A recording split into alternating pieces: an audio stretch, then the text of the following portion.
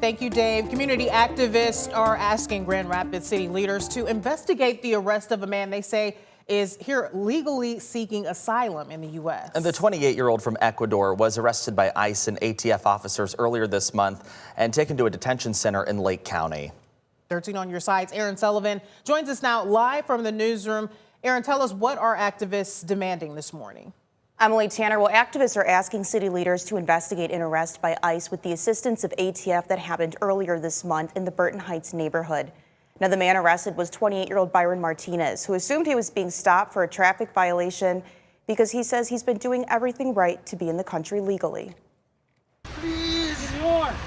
28-year-old Byron Martinez, an Ecuadorian national living in Grand Rapids for the last 2 years, was arrested by ATF and ICE on February 3rd. Community activists held a press conference Monday afternoon at Fountain Street Church to discuss Byron's legal battle with the federal government. He's got no criminal background except that he entered the United States without permission and immediately rectified that. He's seen in this video asking officers arresting him to let him show his legal documents that were in his car. Yeah, he has both a work permit and an asylum application, both indicia that he's trying to comply or did comply with the requirements. He also asked to speak with his attorney. We reached out to ICE regarding his arrest, and they told us he was in the U.S. illegally. They did not say if he had a past criminal offense relating to firearms, guns, or tobacco, which would explain the ATF's involvement. This was a young man, as was previously mentioned, who was trying to actually follow the rules.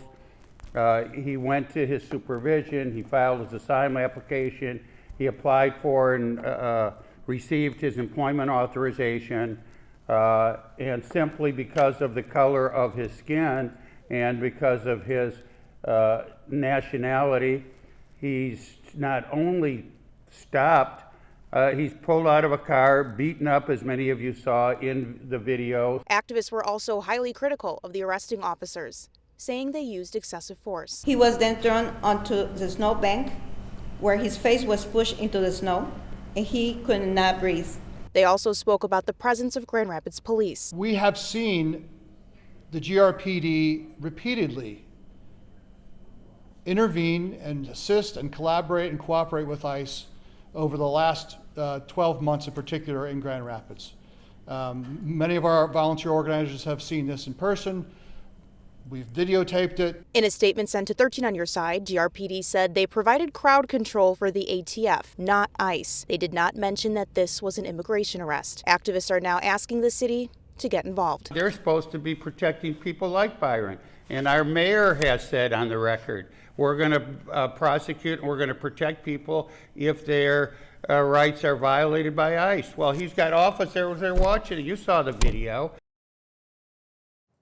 Byron's attorney told us they're now filing for a habeas corpus petition to get him released from the North Lake Processing Center in Baldwin. We also reached back out to GRPD about the concerns these activists spoke about during their press conference. We have yet to hear back.